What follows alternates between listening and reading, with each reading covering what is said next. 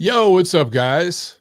Happy Friday. Hope you had a great week and are ready for a great weekend. Unfortunately, we don't have a lot of boxing to talk about this specific weekend because it's Final Four. Everybody in America is going to be watching the March Madness going on in New Orleans.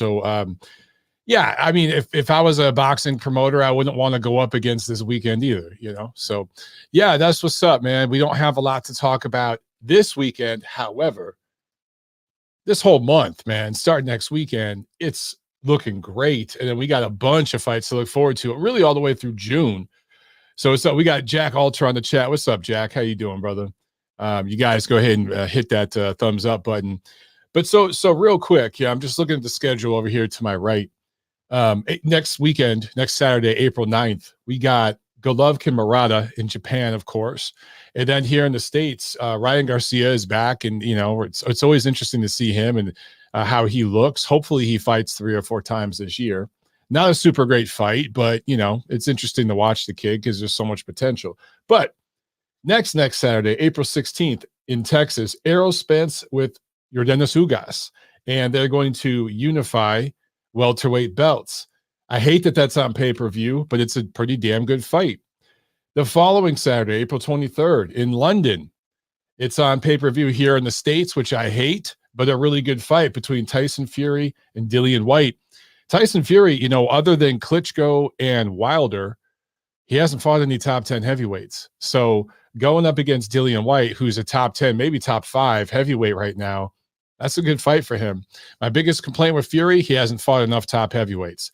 This fight will go a long way to changing that. The following Saturday, April 30th, we got 2 good ones. We've got Shakur Stevenson, Oscar Valdez in Las Vegas on regular ESPN, thank God. And then also we've got on DAZN that same night in New York, Katie Taylor and Amanda Serrano. And I don't care how you feel about women's boxing, you got to admit that's a damn good matchup. Probably, very likely, you can make the argument it's the best matchup in the history of women's boxing on a pound-for-pound scale, just in terms of skills, experience, craft, all that. Maybe not star power as much, but definitely in terms of skills. Then after that, the following Saturday, it continues, guys. The following Saturday, May 7th, on DAZN pay-per-view, Canelo Alvarez versus Dimitri Bivol. That's a damn good fight at 175. The following Saturday, May 14th, on regular Showtime, thank God, Jermell Charlo and Brian Castano doing their rematch for the undisputed junior middleweight championship of the world. That's a great fight.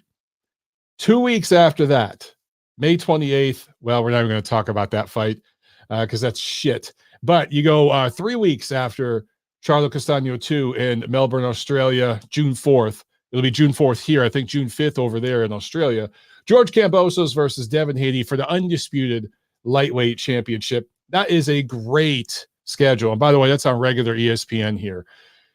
What I love about this schedule, and we just found out so that we're going to get the rematch between Donaire and Inoue coming up too. That's not yet. I forgot to mention that, but that's on the schedule too. That's in Japan. But what I love is that there's fights obviously in the United States, right? You got fights in Texas, Vegas, New York, all over the United States. But you also have fights over in Japan, over in London, over in Australia. You're getting fights all over the world, and these are good quality matchups. And it's awesome that we're getting to watch all this stuff here in the US of A. So I love that schedule coming up, man. That schedule is butter. You know what I'm saying? I love it. Super chat from my man Aaron. Thank you so much, Aaron. I appreciate that, brother. Says, hey, Mike, Boo Boo's hype man here. They all ducking my boy. How do you think Boo Boo would fare against Big Charlo? That's Jamal Charlo, David Benavidez, Caleb Plant, and you say Charlo again. So I don't know if you mean Jermell Charlo at 168. Who Boo Boo fighting next? Well, we all know who is fighting next. I want to make sure I get the date on this right, so I'm going to look it up real quick because I can't remember the exact date. It's okay, May 21st over in England. He's fighting Zach Parker, which, look, Zach Parker, look, on the surface, he hasn't really fought nobody, but he is 22-0. kind of a domestic level fighter from what I've seen so far, has only left England once, or I should say the UK once, right? And that was actually twice. No, twice. He's fought in Germany twice. So sorry about that. But this is a massive step up in opposition for him. Massive step up. So let me see what his amateur record is. Zach Parker. Yeah, he has a loss to Joshua Buatsi. I don't know, man. So look, Boo Boo's going to do that fight. As far as I know, that's at 168. That's for an interim belt. He had the WBO at 160, so he can get lined up for a WBO title shot if he applies for it, which he has. If he bids for it, that's the WBO rule. If he beats Zach Parker, technically he is in line to fight for the WBO title, which right now is held by Canelo Alvarez. So either Canelo ends up vacating later this year if he decides to stay at 175. That depends on how he does against Bivol, obviously. But he's got to fight against Gennady Golovkin at 168. So I don't think he's going to be dumping the belts just yet. But if he fights Golovkin later this year, I'm sure he's going to want to fight with the undisputed super middleweight championship on the line. And the winner of that fight will be in line to face Andrade next, as I understand it, per the WBO rule. So the question will be, does the Canelo Golovkin 3 winner, assuming everything plays out the way it's scripted right now, do they want to fight Demetrius Andrade? I don't know, brother. But to get to your question here, look, against Charlo, Benavidez, Plant, against both Charlos, Benavidez, and Plant, I don't really know because none of them have fought anybody. The only one who's fought anybody is Jermell Charlo. Caleb Plant obviously just fought Canelo Alvarez, so that experience is going to make him a better fighter. He has an advantage over Jermall Charlo, David Benavidez. He's got an advantage over those guys because he does have that experience against Canelo. Boo Boo has a tough style. Okay. And on his best night, he gives any of those fighters the night of their life. And those are pick'em fights, in my opinion.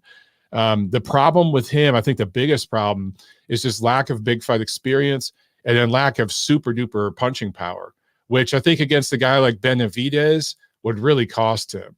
I think that really cost him. All right. We already got a call here on the line. So let's jump to this call real quick. And then we'll get back to some of your comments. All right, cool. So let's jump right to it here. 317, what's up? You're on the line. Yo, what's up, Mike? It's Jack Alter. What's up, Jack? How you doing, man? Good. I just talked to you right before the show about Terrence Crawford, man. Yeah. His physical strength, that's insane. But anyways, man, this guy said, who wins, Boo Boo versus Big Charlo? Bro, I'll tell you who. Big Charlo, KO1 Andrade, Benavidez, KO1 Andrade. Damn. KO1 Andrade. Jack's opinion is on the record. Look, I think you'd have to favor those guys, but I don't know, man. Andrade does have a tough style, but he just ain't fought nobody. It's hard to say. I think he does have some power, Andrade. He does have some freaky, weird, nowhere power. I do think he has that. Yeah, I definitely think he does have some good power if he could set up shots that you don't see coming and everything. Absolutely. I agree with you. Yeah, real quick. I just wanted to say my quick predictions. I got a list of the fights that are coming up here. I just want to name off I'm just going to list off who I think is going to win the fights real quick right here. So Golovkin Murata, I think Golovkin will win KO 8 or so. Garcia for here to go. That's what Steve Kim says. I probably got to say Garcia. I don't know enough about to go. Lubin Fundora, dude. Lubin should kill Fundora. That dude's like 6'8", has no skill at all.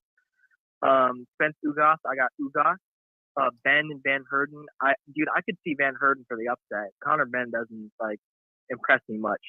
And then Canelo Bivol, you already know. Bivol should win that pretty handily. Taylor Serrano, fun fight. I don't know. Fury versus White. Dude, I'm telling you, I think White has a chance. He could knock Fury out cold with a left hook. And then, what are your opinion on some of those I just gave you right there? They're all possible. I mean, everything you just said is very, very possible. And I think that's what makes those fights intriguing, man. What do you think about the Charlo Castano rematch? Man, that's a good one. But for me, as much as I hate to say it, I feel like Charlo might actually win the rematch because in the first one, I don't care what anyone says, that was a robbery. Castano won that pretty handily, like pretty clearly. But I'm getting a feeling that Charlo might just come in and like knock him out somewhere in there. So I don't know. What do you think about that one? Yeah, I think that I favor Charlo in that fight. I just do. I think he's got the establishment behind him and all of that. Obviously, we saw the scorecards for the first fight. That was really should have been a win for Castano, but I think he's going to get it this time. I just do. Yeah, me too. And I was the one who said the first time I think Castano was going to win. So, and then Donaire and Inoue too. That's going to be a good ass fight. I could see Donaire knocking him out somewhere in there. I could. I know that's controversial, but dude, Inoue seems like he's been declining a little bit ever since that. Like, what do you think about that? The decline in Inoue. He's been inactive. He Yeah, he's been inactive. I'm trying to think when's this last fight. Let me look this up because I want to make sure I get the date right. Yeah, he fought. Yeah, okay. So I'm looking. So he, okay. To his credit, he fought. He has fought like 3 times since the pandemic hit. It's just his opponents. That fight against Maloney was pretty good, but then he fought bantamweight Michael Dasmariñas, and that fight was over real quick. And then Aaron DePiane. Yeah. Diaper, yeah, over in Japan. And like that's like yeah, I don't know, dude. I don't know what to think about that fight. So he has been active. It's funny that I thought he had been inactive, and it's because he just hasn't fought the opponents, but I look at who Donaire's been fighting. He's just been against better opponents. I think Nordine Ubali, that's a good win for him. And then Raymar Caballo, that's a pretty good win too. I mean, it took a guy's So I'm intrigued with that fight, man. I think that's going to be fantastic. I actually think the rematch is going to be better than the first one. Dude, that's the controversial opinion because that first one was one of the best fights like I've ever seen. Yeah, that was a fucking amazing. And dude, you want to know the craziest thing? So I was a senior in high school for that fight. That was, when was that? 2019? Yeah, 2019. So it was history class, and because it was in Japan, it was like 9 a.m. And dude, the craziest thing happened. Like, we were doing nothing in class that day. So he just said, okay, guys, you can just do what you want today. I don't know if it was like, dude, that has never happened ever in my history class. That sounds awesome. That morning, somehow, isn't that fucking crazy? Dude, so I watched the fight the entire class. It was like 9 a.m. I was able to watch the entire fight, that class, and like I wanted to scream in little moments there. I was like, oh my God, but everyone was quiet, doing their own thing. But dude, that was such a good fight. Oh my God. That was such a good fight. That was fun, man. And it was on in the morning, so it was just one of those cool like atmospheres. It's a little different, which kind of added to it, Box. It's gonna be like that for the Murata fight. Yeah. For the Triple G Murata fight. Yeah. Yeah. Jacob Torres says, must be in April. Wait, where is it? He said it must be in April Fool's. Yeah. This guy literally just got all the fights the opposite way. Yeah, Jacob does not agree with your opinions. Jacob does not like your fight picks. I know my shit, don't I, Mike? You gotta say I'm right most of the time. You've called several of them lately, man. You've called them. So again, hey, the one I want to see, you've been calling Bivol over Canelo. Now we'll find out, but you've been calling that. So we'll see what happens. But if you get that one right, holy shit! I'm telling you, it's a fact, dude. Michael, I'm telling you, like right now, you're gonna be like, I don't know. He's gonna win, dude. I'm telling you, it's not gonna be up for debate. He's gonna win so many rounds against Canelo. He might even stop him late due to styles. I'm telling you, dude. I'm telling you right here, right. Dude, you're on the record. Canelo's gonna lose that, dude. And I said to everyone, like 160 to 175, Canelo beats pretty much everyone there except Bivol. I've always said except Bivol. Bivol beats Canelo handily. Yeah, Aaron, I called Canelo. Okay, Mike, this kid is really going out here on a limb with these picks. That's what Nacho says. Yeah, dude, I'm gonna be right. I'm telling you. Well, hey, that's the thing, dude. If you're right, you get to rub it in. You get to tell everybody, that you were right. So that's the beauty of it. Yeah, Michael Mendiola says, I agree with Alter. Bivol has the right style to beat Canelo. Exactly. Yeah, exactly. And I'm mostly like listening to your calls now, so I might just hang up and let the other people talk. But yeah, man, those are my picks for the fight. All right, Jack. I appreciate it, man. Have a great weekend, brother. Yeah, I'll be tuning in, man. Peace out. All right, peace. Yeah, before the show, Jack sent me a tweet that somebody posted of Terrence Crawford deadlifting 415.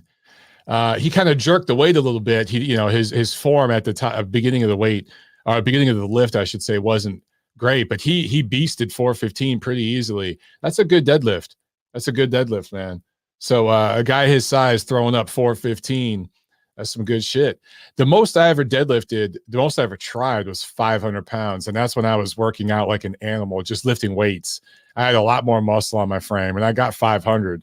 But that I never tried anything more than that. But deadlift was always probably my best lift, even though I'm tall. And they say, tall guys can't lift that a whole lot. For whatever reason, I did go with deadlift. Anyway, back to the phones we go. We got Nacho on the line here. Let's hear Nacho's picks. What's up, man? How you doing? I'm all right, Mike. How about yourself? Doing good, man. Doing good. As far as the picks, like I mean, he in my opinion, I think he's reaching a little bit with a couple of them. The ones that I'm really kind of like scratching my head is the Fury White pick. I mean, I give Dillian White a lot of credit as far as where he's gone in his career. I just don't see him being able to knock out Tyson Fury. That's just crazy. Like Fury literally would have to show up at his worst, in my opinion, to lose that fight by knockout. I mean, Deontay Wilder is a huge puncher, and he dropped him a bunch of times and wasn't able to put him away. I mean, are we supposed to believe Dillian White is a better puncher than Deontay Wilder? Like, what if he is, though? I'm not seeing that. But what if he is? If he is, go ahead. If he is and he lays out Fury, then I'll give Jack all the credit in the world. I'm just not convinced because to me, he hasn't knocked anybody dead. I'm talking about White. He hasn't knocked anybody dead for me to believe he has that kind of fight-changing power. And not only that, he got laid out by Alexander Povetkin. Mm-hmm. So I think you got to take that into account that, he doesn't have the greatest chin in the world and he doesn't have one-punch fight-changing power for him to just be able to lay out like a Tyson Fury.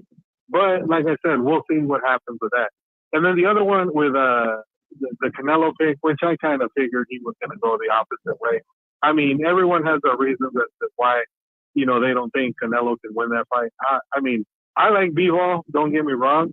I'm just not convinced, Mike, that he's going to, he's a tough style matchup, but I think they have enough time to game plan for Bivol and to figure out what it is that he likes to do. And he's going to break him down. He's going to break him down the same way he broke down Callum Smith, so the same way he broke down Caleb Plant. That's what's going to happen to Bivol.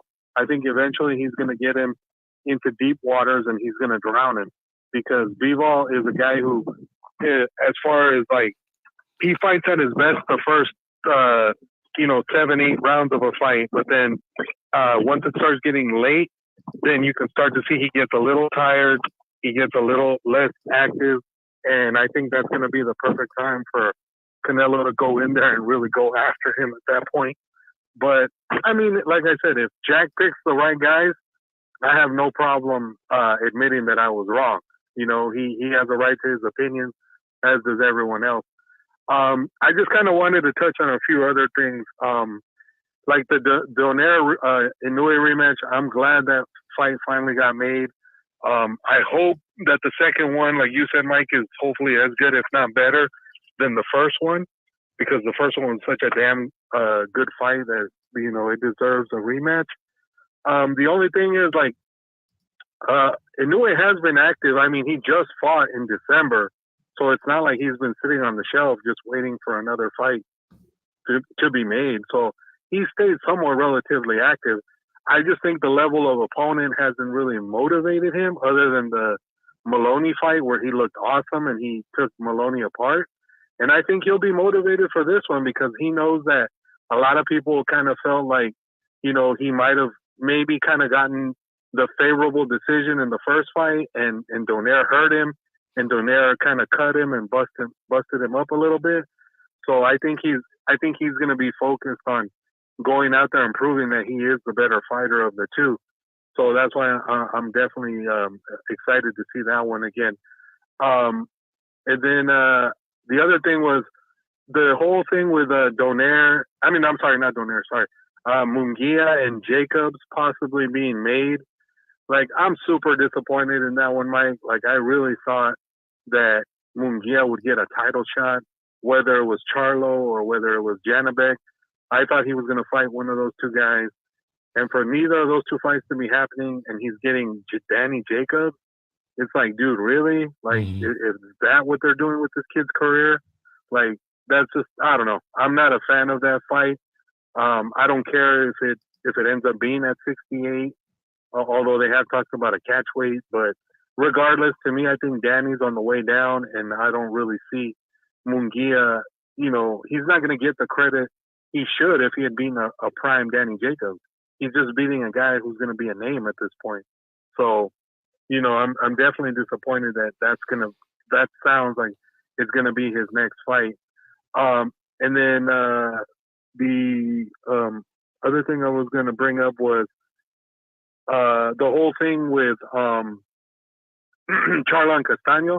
I think, like you said, Mike, I think Charlo's being favored because it's on American soil, and you know they want him to win because as the American fighter they can market him a lot better.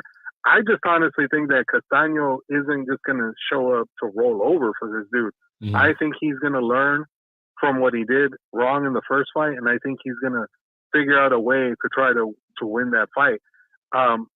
You know, Charlo has had a better career than his brother has at 160, but I'm just wondering how many more times can he keep making 154 without any issues? He's getting older. You know, he's talked about eventually moving up to 60.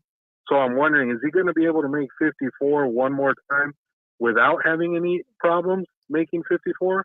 Like, that's really the biggest question mark to me as far as, like, if he makes 54 with no issues, then maybe he wins that fight. But if he has any kind of trouble making 54, I think Castaño is a live dog in that fight, no matter what. And then there was, what was it that I was going to bring up? And then I know everyone's excited about, well, not excited, but just happy that finally we get some resolution with Kambosos and Haney finally being done. My only issue, Mike, is, and I've kind of gone back and forth with certain people on Twitter over this, I think people are just giving Haney too much credit for this fight being made. Like, to me, he had literally talked his way out of this fight, and Lomachenko had gotten the fight because he consented to all of Kambosos' demands, and that's why he got the fight. The only reason Haney got this fight was because Loma decided that what's going on right now in the real world takes precedent over his boxing career, which I totally respect. But some people out here are just acting like Haney literally went out of his way to agree to what Kambosos wanted. And I'm thinking, no, he really didn't, because he had talked his way out of the fight in the beginning. In reality, he just got the fight because of the fact that Loma decided that he wasn't going to fight. So, I mean, I'm really just kind of like flabbergasted that some people are out here going out of their way to give Haney all this credit. And I'm like, wait a minute, like, was this not the same guy whose father said that this fight would sell out a stadium in the U.S.? And the same guys who were saying, oh, we're not traveling to Australia. If that fight happens, it's going to be here in the U.S. Like, now all of a sudden he agrees to everything Loma agrees to, and everyone's giving him a pat on the back. Like, something's wrong with this picture. Yeah, I hear you. You know? I hear you. Yeah. Yeah, it's interesting that the people that are giving, listen, I give Haney credit because ultimately he agreed to do it. And there's a lot of kids his age that aren't doing it. I can't see Gervonta Davis or Ryan Garcia agreeing to do what he just did. Maybe Garcia, but definitely not Davis. So I give him that much credit. But the same people that are just like slobbing all over Haney's dick right now didn't say a fucking thing when Lomachenko agreed to all those terms up front. And that fight between us guys, that fight was agreed to months ago. between the two of them. They were just ironing out details. They were talking about Haney and even Garcia and stuff in the media, but they wanted Lomachenko. That's the fight that they truly wanted, and that's what they were negotiating behind the scenes. So it's just funny the way, you know, people spin things, because Lomachenko had agreed to everything Haney just agreed to months ago. It was one conversation, essentially. They just had to iron out details. People just, I don't know, dude. They have blinders on. It just is what it is. Yeah, it's just blatant disrespect for guys like Loma, and they literally are cheering so hard for somebody like Haney, who, like I said, I think the kid has talent, but to me, I think he's been managed very carefully to get to this point where he's at right now, to get to a Kambosos and an undisputed lightweight title shot, because his resume is very, very questionable. And his last two fights before Kambosos, you beat an old Linares who hurt you, and you literally had to hang on in order to win that fight.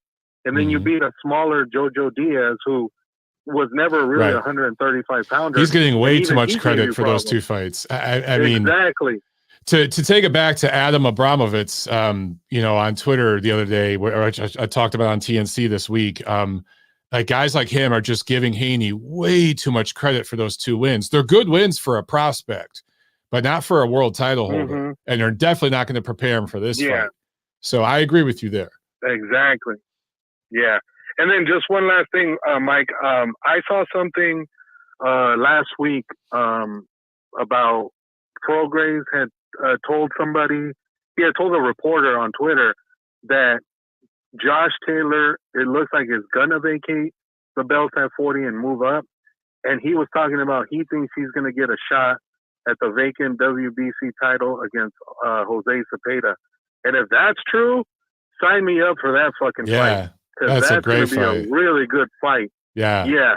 Like, I really hope that fight does happen. I really like both of those fighters, man. Those are two of my favorite guys in the lower divisions. I love both of those fighters. So, yeah, to me, having those two guys fight for one of those belts, I mean, like I said, no matter where that fight takes place, I mean, that's a great fight to be made if Taylor does walk away and move up to 147. So, you know. All right, Mike, that's my call. All right, Nacho. Have a good weekend, brother. All right, you too. Peace. There he goes. I'm just checking out some of your comments, guys. Benjamin says, I never understood the point of deadlifts. Way too dangerous. There are other top exercises for your back. That's the thing, Benjamin. The deadlift really isn't a back exercise. Of course, you utilize your back, but if you do deadlifts the correct way, you literally work every single muscle group. It is the best overall lift for power and explosiveness that you can do. If you do deadlifts along with squats and power cleans, and of course, bench press and overhead press help as well. But I mean, really, those 5 lifts, dude, that is all you need to do. The problem is 99% of people doing deadlifts do not do them right. The first half of a deadlift is essentially a squat. So if you do it the correct way, your arms are perfectly straight, not bent. Your back is upright, your butt's down. There are different ways to do it. And some people, depending on your, just like the anatomy you have, the way you're built, the way your limbs are built, some people do better with sumo deadlifts. Some people do better with their legs more narrow. So you got to find the way that works for you. But you shouldn't just be feeling deadlifts in your lower back. You should feel them in your butt, your legs, your traps, even your core and stomach should be real tight when you do them. Your shoulders, all of it, man. I'm telling you, deadlifts are good stuff. And if you're not doing them and not doing squats, you're going to end up injuring yourself later on if you play sports, because those lifts are where a lot of power comes from. Chad says Bud's form is good on that lift. It's good. It's not perfect. You should never jerk the weight at the start of a deadlift. They call it a dead lift because you're supposed to lift it dead off the ground. You don't jerk and then pull. A lot of people, too, bounce the weight when they do deadlifts, which does half the work for you. The guys will load up the plates on the bar and just bounce it off the ground, and they think they're really doing something. It's all bullshit. That weight should come all the way down, and you should start from a completely dead state on your next rep. That's why they're deadlifts, right?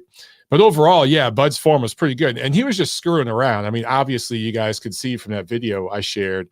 I'll share it again real quick for those of you who just might be jumping on.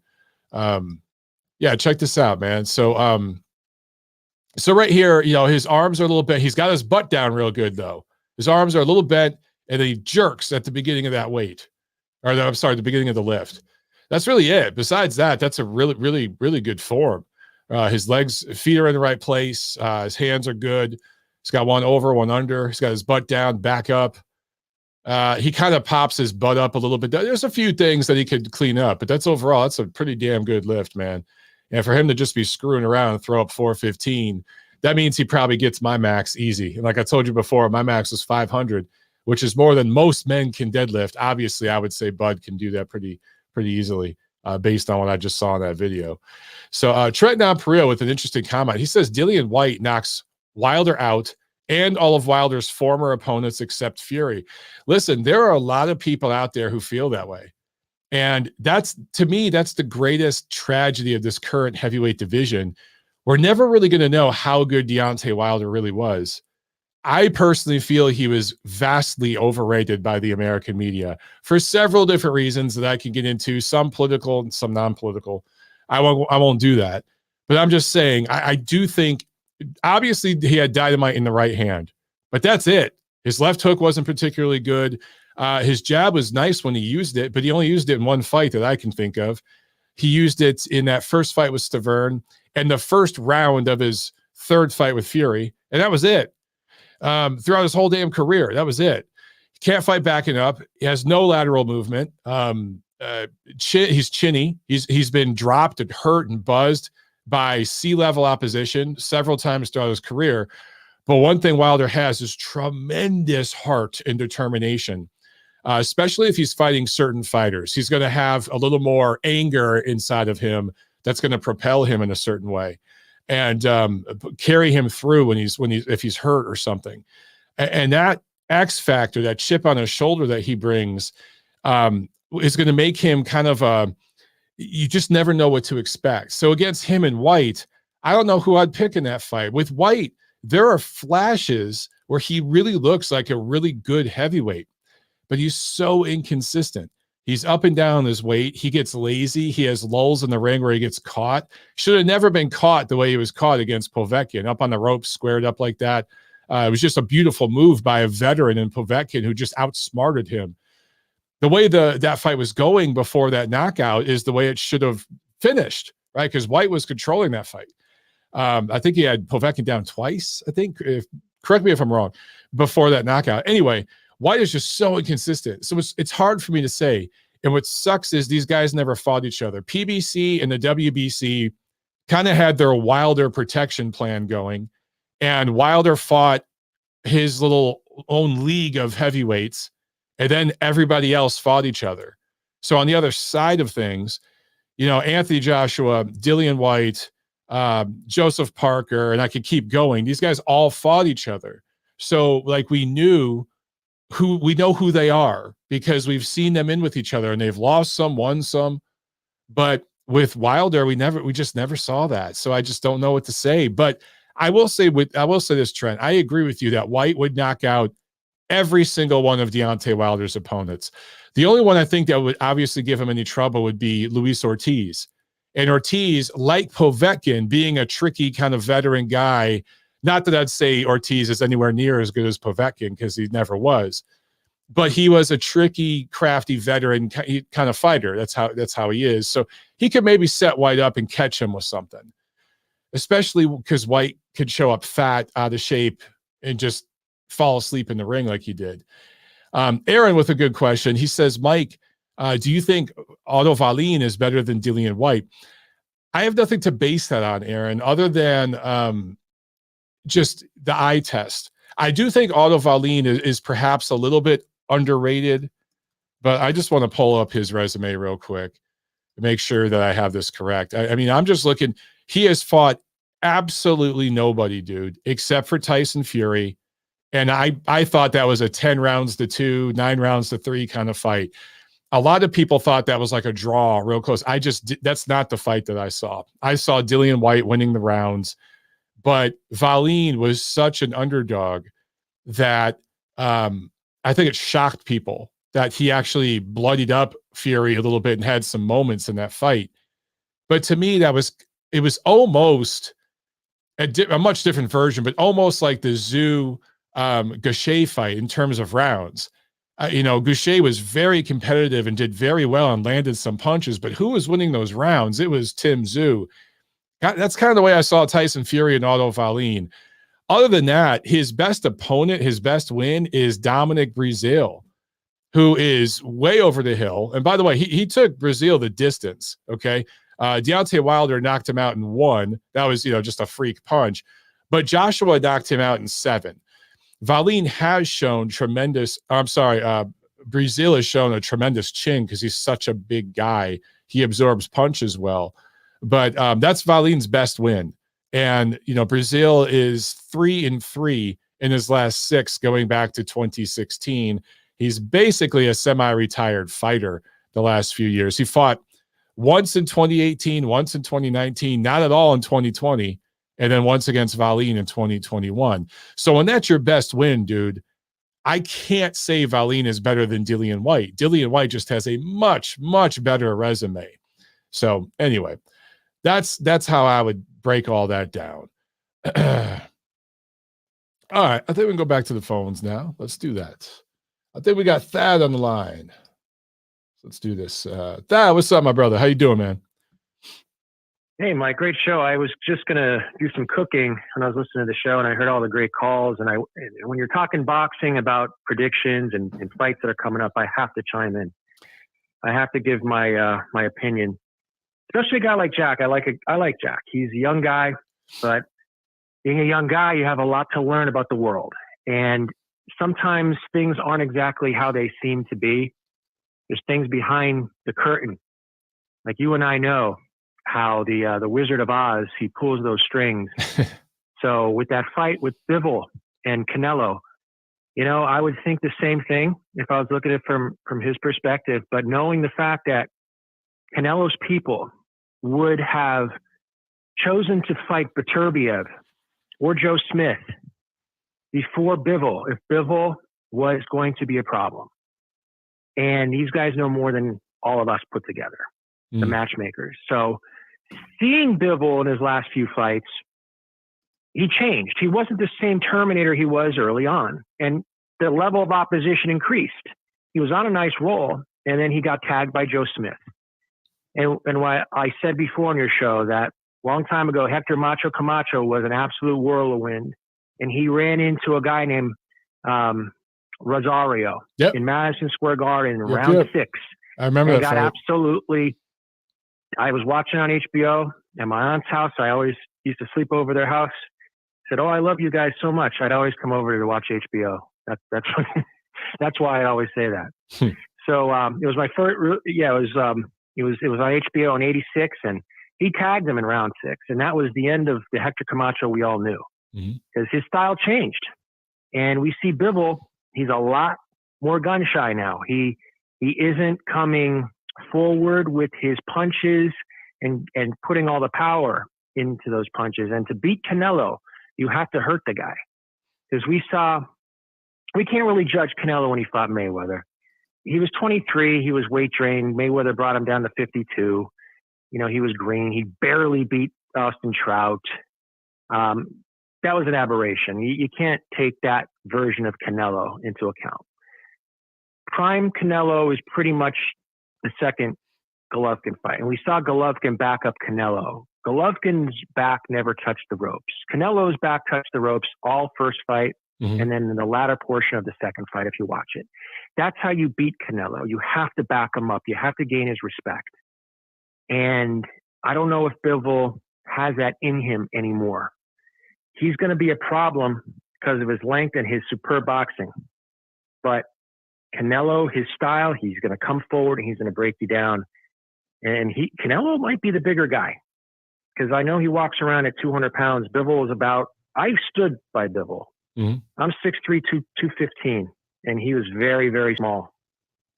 Very small as far as his legs are concerned. And I don't know why I notice these things, but I always size people up. Like I stood next to Holyfield coming out of a fight and shook his hand and everything, and I was much bigger than Evander. And this was after the De La Hoya Vargas fight at Mandalay Bay, and he was about a good 2.5 inches shorter than me, and maybe 200 pounds if he was lucky. So a lot of these guys' size is exaggerated. I think that was another reason why the Canelo team has Bivol up next. Because like I said, if he was the threat, Beterbiev would have been in there. But as it turns out, Beterbiev is the guy that would beat Canelo right now if they matched up. That's why they're waiting him out. Still is Beterbiev. Yeah. Absolutely. It's a smart move. I mean, and nobody really knows Beterbiev enough to know that that's what they're doing, except for like the talking heads in boxing. So with all due respect, Jack, just bet Canelo at -400 or actually Canelo by decision, because I think that's how it goes. Me too. Other than that, anything is possible. With this Haney fight, it's going to come down to who the judges are. If they're flying judges in from Connecticut, the Tim Cheathams and all those guys, then you know that Haney's going to win on the card. So Kambosos will have to step it up and he'd have to stop him, which I think he can. I think it's a 50-50 chance that Kambosos can stop Haney, because I don't think Haney can make the weight very well. Tyson Fury and White, same thing. He's a 6-1 favorite for a reason, Tyson Fury. Dillian White against Joseph Parker and a lot of these other guys, he fades late, and he should have probably got stopped in that Parker fight if Parker had a little bit more. Fury knocks him out, 11th round. Either Fury coming forward, he's going to take a little bit more risks, he'll break him down, or if he boxes him, I still think the end result is Fury by knockout. The one fight that I'm looking forward to is Katie Taylor versus Serrano. The odds are coming down on Serrano. Serrano is now the favorite. Wow. 2 years ago, Serrano is now the favorite. 2 years ago, Mike, I was watching that they were talking about having the fight, and the odds came out, and Katie Taylor opened as 2.5 to 1 favorite about 2 years ago. And now all of a sudden, with all the hype around Serrano after those showcase fights, now she's got a lot more claim behind her, and people are picking her. So I think that's a Katie Taylor win. To me, that's easy money. By far and away. There's a lot of people I look at it like that are going to make money on that fight that bet Taylor. If Serrano's the favorite, bet Taylor and win some cash. Like, she's only -125 right now, so basically it's a pick 'em. But if you took Katie Taylor, you're getting even money. If you bet $100, you'll win 100. That's so great. that's a fight that I'm really looking forward to. And that same night, it's the parlay of the year, because you bet Katie Taylor early and you close it with Shakur Stevenson. Shakur Stevenson is a 5-1 favorite right now, and by fight time, that's going to be about a 9-1. Mm-hmm. He's going to be a 9-1 favorite at fight time. Because if we learn anything, is the public's always going to look at the last performances, and Valdez's win over Burchelt has not aged well, while Shakur Stevenson's victories have aged very well, especially against Nakathila.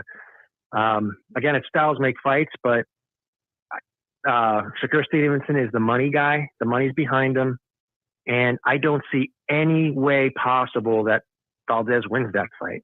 Yeah. I just don't. I mean, Shakur's faster on his feet. He could stay away. He could pull Mayweather and just run 12 rounds and just pot shot him to death. And he's the bigger man. There's just no way Valdez wins that fight. So that's another gimme. If you take your life savings, never condone that. But, if you do the parlay that night on April 30th, you're going to be a very, very, I'm not going to say wealthy, but you're going to be a very happy man. Right. I agree. So I think Shakur wins that right on the way. Yeah. And that's boxing, people. I mean, it's not always who is perceived to be the best. It's who has the money behind them and who the promotion wants to win. And you have to ask yourself that with the Devin Haney fight. Top Rank invested a lot in this guy. The Zone invested so much in that guy. They want to create another Mayweather or another Crawford on Top Rank, because they need, for lack of a better term, they need a money African-American fighter. And we know this business. It's very ethnic. It's very tribal. And there's a lot of Hispanic and there's a lot of Caucasian, European, American, whatever you want to call it. There really isn't that stalwart African American on the side of top rank except for Shakur Stevenson and, well, Crawford Gunn. So they want Haney to fill that void. So you know that the judges coming over in Australia are going to have his back, and maybe even the referee. They might even pipe in an American referee. So be forewarned on that fight. Just don't look at it like, well, Haney needs a knockout to win. No, Kambosos needs a knockout to win that fight. I completely agree. So, yeah. So, you can, mull that over. I hope other people call in. I always love hearing other people's perspective as far as who they think's going to win the fight, because it's like public perception. ESPN and all these, boxing talking heads put out these certain little cherries for people to pick at. And sometimes it's misinformation. A lot of times. And the odds tell it all. Yeah. So, again, I'm glad you let me call in. I wasn't really planning to, but just had to add that. So good stuff, one Dad. more thing about the weight. Oh, go ahead. About weightlifting. If you look at deadlift, think of it as like hitting the heavy bag. If you're looking at upper body lifts like curls and bench press and all that, it's like hitting the speed bag. If you want to release testosterone and you want to build power, you have to deadlift. There's no doubt about it. And if you do, you should have a spotter with you that's going to help you do it, because that's the most dangerous exercise to do by yourself. Yeah. So take it for what it's worth. Good stuff, right, brother. And Thad knows his shit when it comes to weightlifting, guys. Trust me on this. All right, man. Have a good weekend. All right. Thank you now. Yeah, man. Thad knows his shit when it comes to weightlifting. I would say deadlift and squat, guys, you got to do it. Particularly, I'm going to talk to two different groups of you out there. Super young guys listening to this, like a guy like Jack, who I think is like 20. You got to do deadlifts. You got to do squats. If you want to build that functional strength in your musculature and get your brain and everything talking to every other part of your body, right? To build the neuroengrams in your brain and all that. Now is a good time to start, but do it the right way. I don't give a shit if you deadlift 135. That is all you need to do if you're doing it correctly. You're going to see other idiots in the gym loading up the bar, squatting a quarter of the way down, bending over at the waist, destroying their back. They're going to blow out their back and have like the degenerated disc by the age of 30 something. Don't be that guy. Okay. Build up that foundational strength the right way. But then also for you guys listening, if you're over 35, don't forget about this shit. Say, oh, well, I don't need to lift heavy anymore. You don't need to lift as heavy as you once did. Okay. When I deadlift now, I just do fucking 315. At most, I might do 405 just a couple times just to do it. But I work out with like 315. That's all I do. Okay. When I squat 225, I might throw a couple 25s on there. So that'd be what, 275. That's it. That's all I do. I don't go crazy heavy, but you got to get up over your body weight. And you got to do those compound movements, and you got to get that testosterone going, guys. You just have to, especially if you want to compete at all or maintain any kind of strength and muscle. You guys have seen that dude who's 40 and he looks like he's 55. Got the horseshoe haircut, the beer belly, the skinny little arms. You've seen that dude, right? You don't want to be that dude. So yeah, listen to me and what I'm saying. Aaron in the chat. And by the way, you guys know what I do, in boxing. I talk to strength and conditioning coaches and professional fighters every fucking day about this shit. Okay. So by no means am I saying I'm an expert, but I talk to experts regularly. Trust me on this. Aaron asked, am I going to the fight? I assume, Aaron, that you're talking about the big one there in your homeland, Kambosos and Haney. No, I won't be going to that fight. I'm actually training for my own fight, guys. I got another fight coming up here in Atlanta, May 13th. So you may have noticed my nose is all busted up today. I had some hard sparring last night, and I zigged when I should have zagged and ate a nice uppercut right in the nose. But it didn't break, didn't bleed. It's all good. It's just a little, you break those blood vessels, it gets a little red. But we put some aloe on it. It's good to go. But yeah, so I'm preparing for a fight right now. And I might have a couple this summer. We'll see what happens. I'm only going to do this next one, and then that might be it. I don't know, because man, my body is just the training is it's just tough right now. But I don't know. We'll see. Maybe I'll do a few more. We'll see what happens. I say Germazian in the chat really does not like Dillian White. Really does not like Dillian White. So he's had a bunch of comments in here talking about Dillian White. I'm not going to read all of them, but he asked, who has Dillian White beaten besides an old gatekeeper, Chisora? Dude, did you not see his fight against the rematch against Povetkin? Like, Povetkin was still a top 10 heavyweight when he beat him. Do I have to really pull up his resume again? Oh, jeez. I'll do it. I'm not going to go through Dillian White's entire freaking resume. Dillian White is one of these guys that really American fans, particularly Wilder protectors, really diminish this guy. For me, listen, Dillian White, I'm not saying the guy's an elite heavyweight. I'm not saying he's a Hall of Famer, okay? I'm saying he has fought a lot of top heavyweights, dude. He fought Joshua. He lost that fight, but it doesn't matter if he wins every damn fight, guys. Look at the guys he's fought. Anthony Joshua, Robert Helenius. That win aged pretty damn well for him when you look at what Helenius has done since. Lucas Brown, who, we found out was juicing, and he iced Lucas Brown. Iced him with a left hook. He beat Joseph Parker, who is a top 5 heavyweight. He beat Derek Chisora a couple times. Yes. Oscar Rivas, undefeated at the time. Oscar Rivas' first loss. Marius Vok is a decent heavyweight, not a great one, but a big heavyweight with size, another doper. And then he beat Povetkin. So listen, man, if you look at Deontay Wilder's resume and you look at Dillian White's resume, if you take off on Wilder's resume, if you take off the Tyson Fury and Luis Ortiz fights, Dillian White has a better resume than Deontay Wilder. That should not be a controversial statement.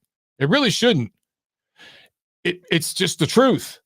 All the guys I just named, okay, are better than Wilder's best wins. Now, and Gervazian in the chat's going to call me a Wilder hater. I'm just telling you the truth, dude. There's this place outside of the United States called Earth. And believe it or not, boxing exists outside the United States. And the fighters from other parts of the world, they matter too. So it's not just an American sport. It was in the 70s when Ali and Foreman and Frazier, yeah, it was. Okay, even in the 80s and 90s, it was primarily an American sport. It's not anymore, brother.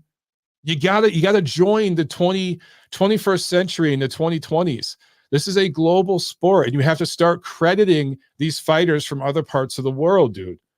And no, I don't just mean Cuba. I mean across the oceans, okay? They matter too. And just because Dillian White's best wins are over guys who aren't necessarily American, doesn't diminish that they're good wins. And I say all that, and I add that I'm not saying Dillian White's a Hall of Fame guy and an elite heavyweight and all this other stuff. I'm just saying the guy has a pretty decent heavyweight resume, and I'm interested in his fight with Fury. Now, he might stink the joint out and get flattened in 3 rounds. Okay, then the jury's out. But what if he gives Tyson Fury a really good fight? What if you end up getting a really good heavyweight fight, and he ends up giving him just as tough of a fight as Deontay Wilder did, if not even tougher? What does that say? What does that say? It's going to be hard for you to handle, bro. Hamed asked, Mike, what time are Golovkin-Murata ring walks? So Eastern time here in the United States, they're around 7:30 to 8 o'clock a.m., okay? So for you guys, I think you're 5 hours ahead of us. So what would that be? About almost 1 o'clock p.m. your time, I do believe. But here in the States, on the East Coast, be like 7:30 to 8 in the morning is when the main event ring walks will go on. The card, I think, starts at like 5 a.m. or something. But really, who wants to watch that whole card? That one's all about the main event.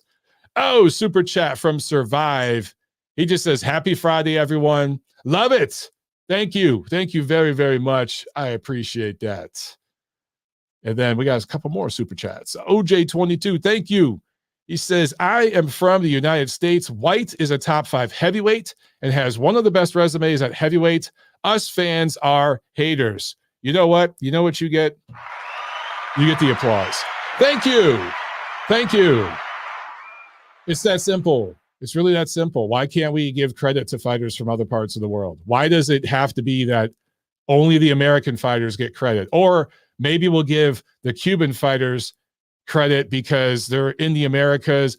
I feel like a lot of the Wilder protectors, really, really rate Luis Ortiz really, really highly.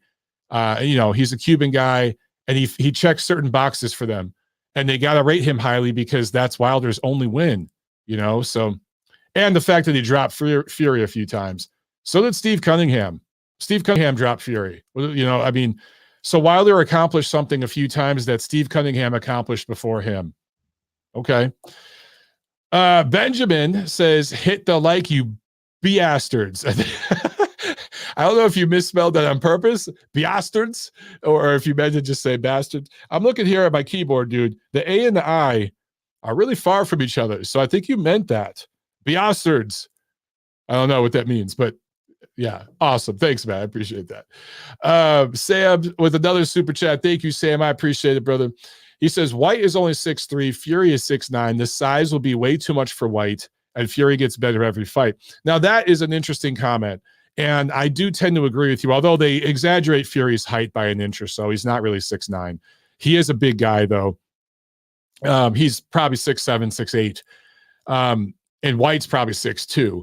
But, White did fight Otto Wallin. He has fought a couple of tall guys that I think will help prepare him just a little bit. But of course, Tyson Fury's skill set is on a whole other level. Listen, I favor Fury to win the fight. I kind of see it the way Thad does, where, Thad says that Fury should wear down and stop Dillian White late. On the surface, that's how I see this fight playing out. It's heavyweights. Anything can happen. You could get thrown some variable at any moment. But on the surface, that's how I see it. I see Fury controlling things and wearing down and stopping Dillian White late. I think he's going to want to turn in a really good performance. I actually think he was nowhere near 100% for that third fight with Wilder. I think he's going to be in much better shape for this fight with Dillian White. That third fight with Wilder knocked off a little rust for him and a little bit of COVID, blubber, and fat, because Fury's got back tits, right? So the muffin top and all that muffin sludge, I think he's worked some of that off, right? Because he's going to be more active going into this Dillian White fight. So I think we're going to see an even better Tyson Fury than we saw in that third fight with Wilder. And Fury wasn't great that night. I think we're going to see more of the Tyson Fury from the Wilder rematch in what was that, 2020? I think that's what we're going to see against Dillian White. So White definitely has his work cut out for him. Another super chat again from Survive. Thanks again so much. He says, good luck on your fight, Mike. I'm rooting for you. Thank you very, very much. And I'll tell you guys a little bit about it as we get closer to it. But it's another charity event. Amateur boxing, USA Boxing is sanctioning it, so it's an official fight. It's not like a smoker or something that's off the record. It's a real deal. And we're going to be raising some money for some folks here in town once again, which I think is really cool. And that's why I decided to do it. So if I could just stop having I'm having little issues with my back right now, my back. So hopefully that works itself out, because it's a pain in the ass. You guys like the muffin sludge comment. A couple of you guys in the chat talk about muffin sludge. Dude, Tyson Fury's got, there's muffin top, but like he's got muffin sludge. I'm trying to think who coined that term, where I heard it, because I heard it on another podcast. And it might have been the Boxing Rant guys. But don't quote me on that. But I think that's where I heard that term, and I laughed my ass off for like 10 minutes. I'm like, I'm taking that shit. But he does have muffin sludge. And when he takes a punch, there was that little video clip of when Wilder hit him with like a straight right that dropped Fury in the last fight they had.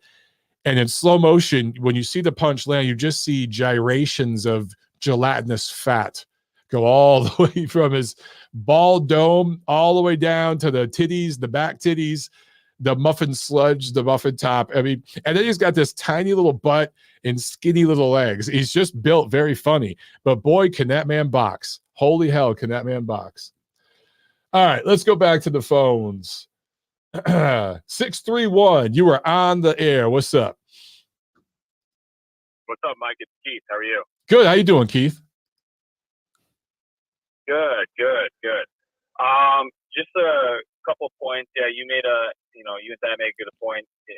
Especially for men, it's important that we squat and really get that testosterone release to keep our vitality. It's really important to do that and build that functional strength. A couple of thoughts on the Haney-Kambosos fight. You guys, people made a good point on the last call.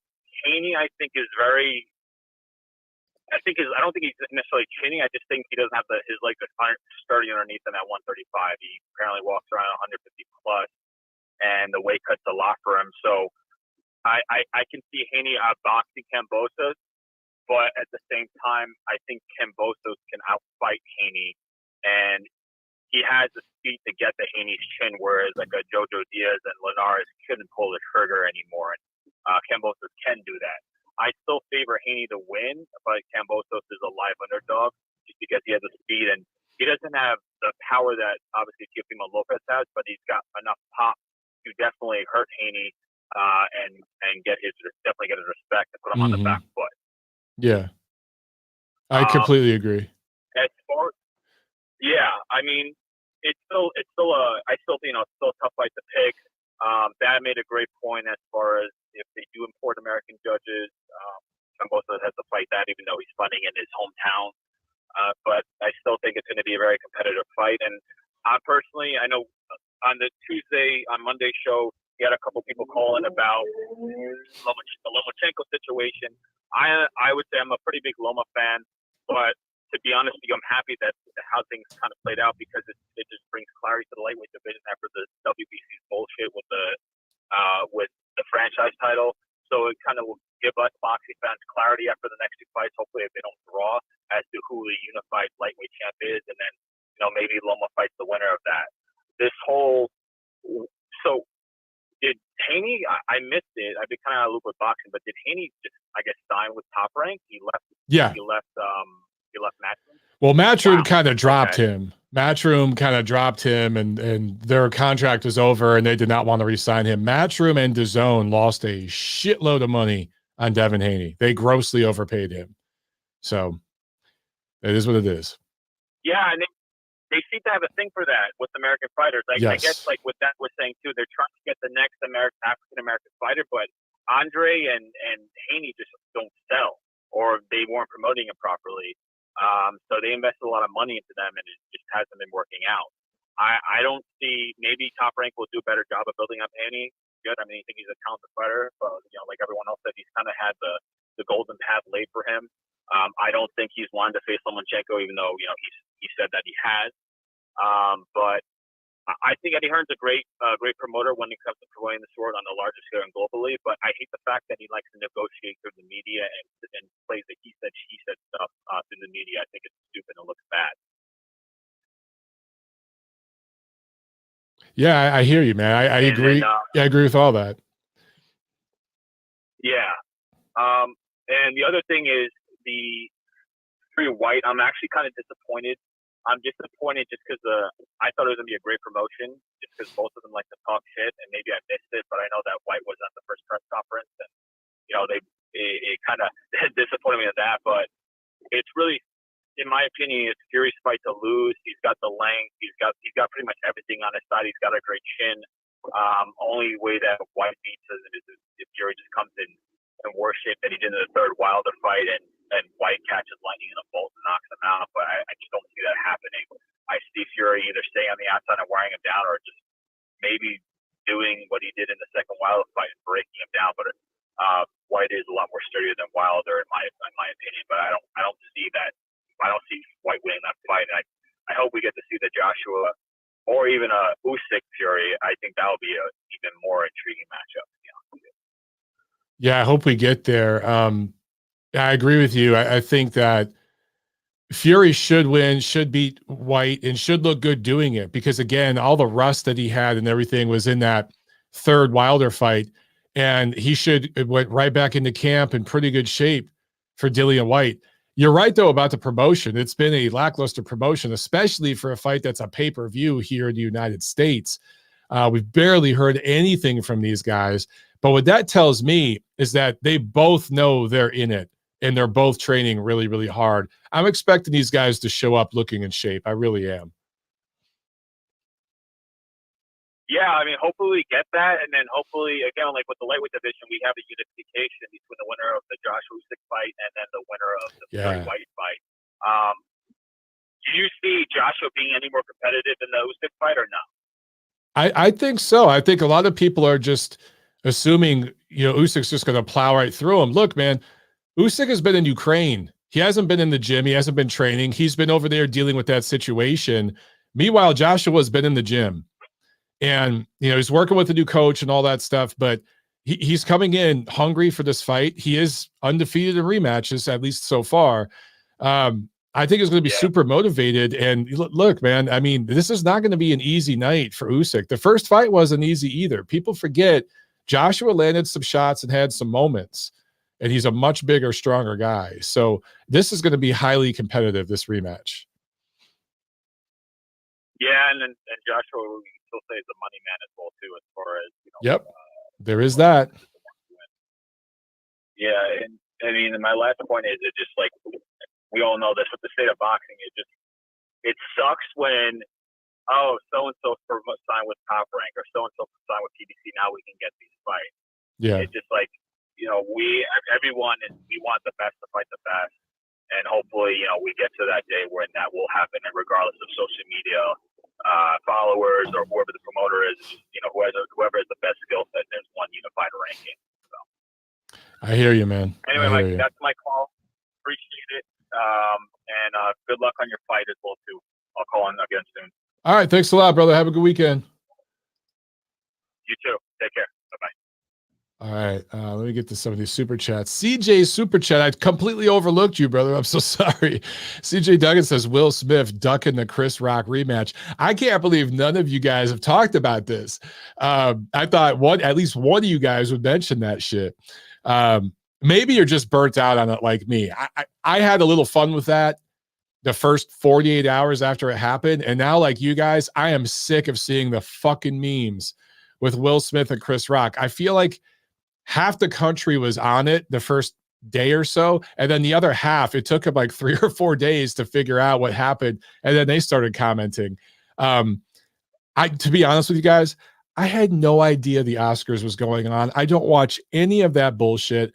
Listen, I dwell in the media space. I live in that space. I work in that space, and I have now for well over 10 years. And the entertainment industry is very broad, and there's a lot of different segments, and I've worked in different parts of it: TV, radio, commercials. I've done some print modeling, media work, and I do right now with Ring. I've done a lot of different stuff in the entertainment industry, and I know those people. I deal with them all the time. I kind of feel like an outsider dealing with them. And there are some good people in the business, obviously, but man, there's a lot of just bags of shit. And I just know how those people are, especially the elites that control it. I don't want to watch these people sit in a room and congratulate themselves on how fucking amazing they are. So I just have no interest in watching those shows, right? So I had no idea the Oscars even happened. But Monday when I logged into Twitter and started tweeting, a couple of you guys mentioned it. And I'm like, what the hell are you talking about? And then you guys explained it to me, and I looked it up, saw the video, blah, blah, blah.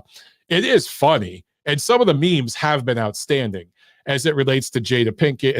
And then there's all these parallels and all these different dynamics that people are, looking into as they look at that situation. There's a million different ways to see it. And what does this mean about our society? This, that, the other. Who was right? Who was wrong? What does it say about the Academy that they just let Will Smith do that and then sit back down? He physically assaults a dude, verbally assaults a dude, sits there, and this room of cowards gives this dude a standing ovation. A few minutes later when he wins an award. It just shows you how delusional and separated from reality and like the real world all those people are. And it's why I just don't watch it.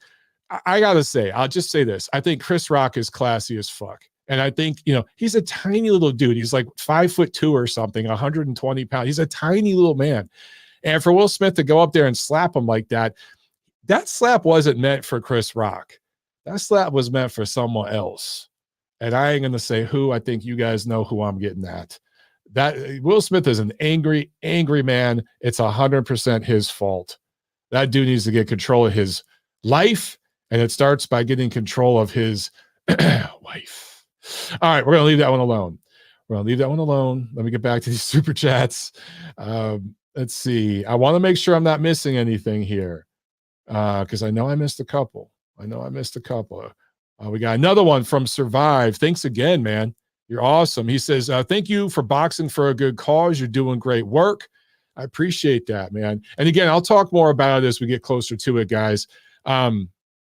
One of you guys in the chat said, don't overtrain, Mike. I think that's been my problem. I've been in camp now for 3 weeks, and I've had this nagging injury, that little muscle in your back that's just above the tailbone, kind of like the start of your back, like lumbar region, right on the side. It's just been strained, and I cannot get it to freaking heal. And I've taken a day off here and there, but I've been trying to get in 2-a-days and stuff. So I'm just trying to figure out how I can freaking get that to heal, man, so I can train a little harder. But I've been going pretty hard. I lost like 11 pounds in like 3 weeks. It's amazing. It just falls right off of me. Sam A with another super chat. He says, fighting in Australia, Haney will have to deal with dirty tactics if they let Kambosos rough him up. It may rattle him if he can't return to dirty stuff. Well, thanks for the super chat again, Sam. But look, I understand why you say that, and a lot of people look at the Manny Pacquiao Horn fight, the Pacquiao Horn fight, right? The Jeff Horn fight. And that's the only example they can really think of as far as, because look, Jeff Horn was unbelievably dirty in that fight, and the ref let him get away with a lot of nasty shit. There was a 10-8 round there for Pacquiao that I think all three judges almost, I don't know how they scored that round exactly, but I know none of them had a 10-8. That fight would have gone very differently outside of that scenario. Top Rank did not protect Manny Pacquiao in that situation, but Manny was out. He was on his way out with Top Rank. They took Horn way too lightly. Horn, to his credit, showed up and made it a tough fight as much as he could. But you saw Horn's level when he got in there against Terrence Crawford, right? This is a completely different scenario, guys. Completely different. And the establishment and everything else. Look, I'm not saying that Jeff Horn was this establishment fighter against Pacquiao. Obviously, that's not the case. It was just kind of a perfect storm of fuckery, insanity, and timing, and Top Rank not really taking care of their fighter in Pacquiao. That's not going to be the case this time around. I think we're going to see a very different fight. I think it's unfair to just say every fight in Australia is dirty and the judges are bad, basing it off of Pacquiao and Horn. I don't think that's fair. Gerbazian in the chat says, yeah, Pac Horn was hard to watch, dirty fight. Yeah, that was a really dirty fight. And I think that it just, you guys can't base every single opinion you have about Australian boxing on that one fight. It was kind of an isolated incident. And Twal makes a good point here. Kambosos fights nothing like Horn. Thank you. Yeah, I mean, and then let's see. Benjamin says, for your back problem, take a hot bath, invest money in a professional massage, and take a week off, a whole week. It's gonna kill my camp, dude. Or do you want to fight with a compromised back? Now you sound like my wife, but I know you're right. Man. So look, guys, I sparred last night. I took today off. Although also another problem here is I'm building a garden for my wife out back, and I'm moving, blocks, and I'm moving soil and stuff like that to build her a thing. So maybe that's part of the problem too.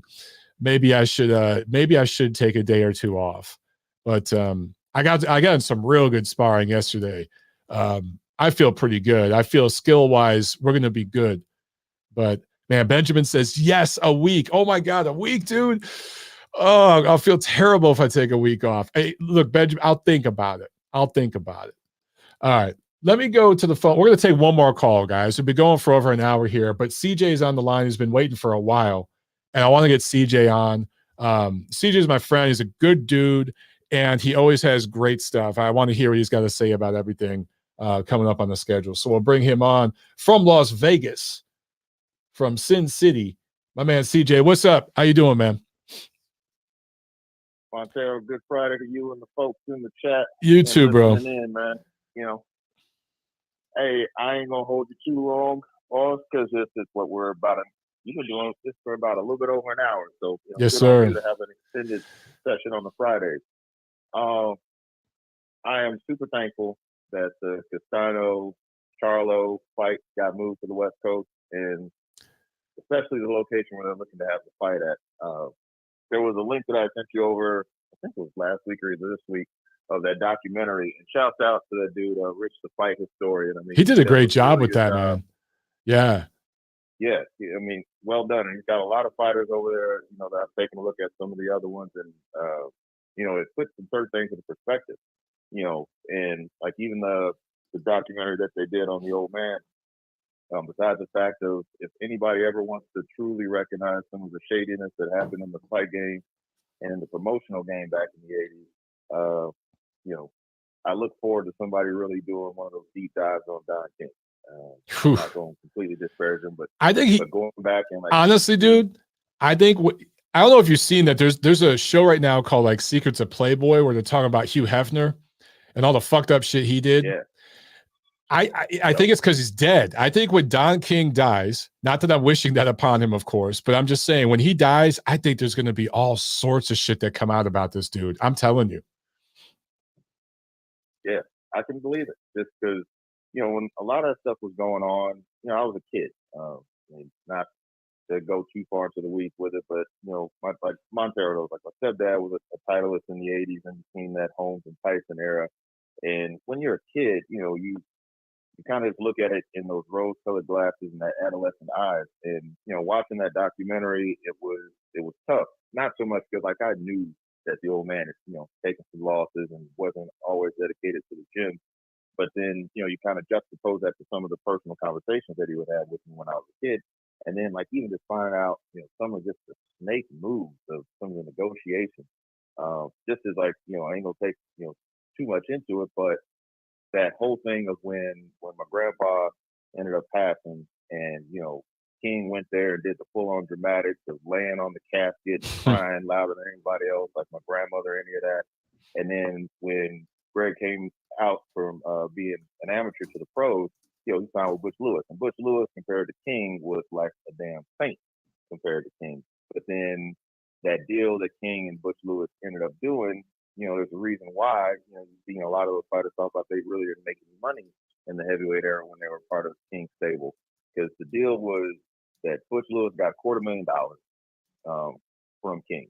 But then the extra hook is that Butch got $250,000 for every title fight that Greg took in his career while he was signed to King. And real quick, just to interrupt you, CJ, I just want to make sure everyone in the chat knows we're talking about Greg Page. All right. Just, I don't know if we've mentioned by name that's, CJ's related to Greg Page. So I just want to make sure we get the name out there that's who we're talking about. Anyway, go ahead, man. Sorry. Oh, no worries. Yeah. And like I said, the fight historian, he just dropped that documentary on it. It was well done. And even some of that footage, I hadn't seen the Boone fight, when he actually went into the coma and ended up, going on that downward slide the last couple of years. Cause it's when it hits that close to home, it's a little bit tough to see it. But still had my chance to be able to speak with him, before he checked in and went on home. But just knowing that those contracts back in the day that King used to do was real nasty. And I got to see it from both sides of it, not only with my stepdad being an actual fighter, but then my mom worked for King in the office, with promotions and site management. And she also worked for King Tyson during that time. And I didn't know that. I was going and I was doing you never told me that. Wow. 4 or 5 years ago. Wow. Okay. Yeah. That's Vegas, man. That's Vegas. Like that's when I enjoy the fight game because I'm a fan of it, but the fight game helped put food on the table and helped us have clothes on our back, and I'll always have respect for it, even though it took away a lot. It it's just still, when it's done right, it's the greatest sport in the world, Yeah. And like I said, I was over at my mom's house a few years ago doing some cleaning up in her garage and some old DKP contracts, with the old carbon paper, the red, white, green carbon paper. And when you started to see some of those splits, man, it's just, it probably ain't necessarily here for like this particular call, but either when I get out to Atlanta or you get this way for the Canelo fight, first round on me still. Cool. I might be able to at least be able to pull one of those copies so you can actually take a look. But All right. they used to make jokes about it that King got paid first, second, third. They weren't lying, and that's just tough. All those advance papers and taking money on advances for camps and all that. You can see why fighters ended up being disillusioned with the sport during that time. But the thing they can't ever take away from him, man, was that during apartheid he was willing to go and take a fight to go win the belt, even if King in the back kind of did some puppet stringing and pulled Bay from not being able to go get the fight and sent Greg out there. But it's wild. The part though that I looped the two between watching that doc and then watching or seeing that Castano and Charlo got moved out here to Cali is a lot of those fights that they were showing highlights of. They're showing, which was probably the most memorable place that I ever watched fights at growing up as a kid, was the old Caesars Outdoor Arena. I saw dozens of fights, on credential watching out there. And that's when prize fighting is done the right way to me, like I go back to thinking of the Caesars, Outdoor Arena. So the war grounds are, depending on who whichever pugilist ends up talking about, the Carson, StubHub, Dignity, Health, Home Depot Center, whatever they want to call it now. Like the outdoor venue, when it's done right with a fight out here, it's my most favorable place to go watch a fight on the West Coast. Yeah. And I think that's an excellent place for them to be putting that fight for Castano and Charlo. And, May is going to be really good weather. And it's not a huge venue. So if they end up doing a true sellout, it'll be actual tickets that move. Trying to justify a reason to get there. Just not only because, we ended up catching up, and the first time I actually saw you in person was at the Charlo fight when he fought the big Charlo when he fought J-Rock. That was at so I like watching USC. Yeah, Galen Center. Yeah. Yep. So I've seen both Charlo fight in person a couple times, and theatrics aside, I like to see how they actually perform in person, and they usually bring a pretty good crowd out.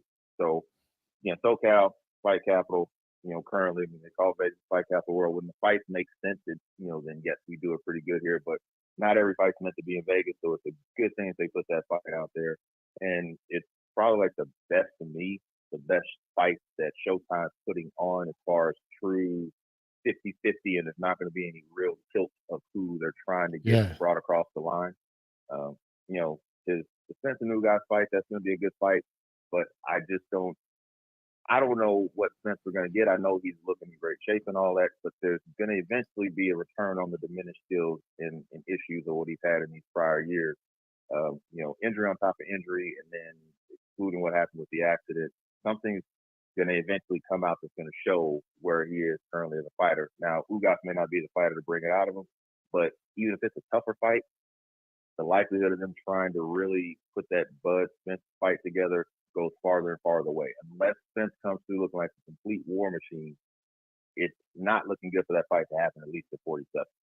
So I just like the Castano Charlo fight better than any of the other fights. Beyond that, man, I hope that you end up, getting yourself in order for this fight coming up. Those deadlifts, they are crucial. It's just tough getting older, man. Getting into the 40s, man, it becomes a lot tougher to dedicate to like the leg work and all that. You start having to find other ways to get your squats in, goblets and all that. But it's necessary, especially to keep the testosterone up and just to have a full, core workout. But even the road work, man, the road work is eventually going to start taking some wear and tear on you. So the chat has said it right to, taking a couple days off. I mean, a week could be defined as a work week or a full week. So 5 days, 7 days, either way, you're still technically doing a week, but you gotta do it, especially if you're looking to take a couple fights on going during the summer run. But if you end up fighting through the summer, I know I've got some East Coast travel I got to do in later on in the year. So if it's any other time later on during that summertime, I'm gonna come through, show support. Hell yeah, man, that'd be awesome. Yeah, and there's a chance I might be fighting in a couple different states. I mean, we got some things in the works. My body just has to hold up. If my body holds up, I might be fighting in Detroit for Crunk. because I got something I'm working out with them, which would be fucking awesome. I got a few different things in the works, man. So I'll definitely let you know, brother. Yeah, if you can get out here for one of them, that'd be awesome. Good deal. Yeah. With All right, that, man. I'll go ahead and wrap this one up, man. Y'all all be safe out there this weekend. I always appreciate the pound being able to get in and have a few words with you. And also listening and tuning in. Y'all stay safe out there. A lot of crazy stuff going on out in the world. So do your best to just do right by others and stay out of the shit. Keep everything Yes, light sir. and family. All right, man. Have a great weekend, All right, brother. you go, Montel. Tell your betters half I said You too, hi, now. man. Later. All right. Got you. All right now. There he goes. Chad asked me what my ring walk song is. You know what, dude? I don't know yet. I'm still contemplating. I got a couple in my head. I was actually doing road work last Sunday, and to CJ's point, I stopped doing that 5 mile shit. I've been running like 2.5 miles, and then I do sprints. I run a couple miles just to warm up, maybe 2.5. And then I do 3-minute rounds of sprints, right? Even though I'm going to be fighting 2-minute rounds, I'm training and sparring everything 3-minute rounds right now. Because I just want to have that wind, The sprints are great. Man, they whoop your ass.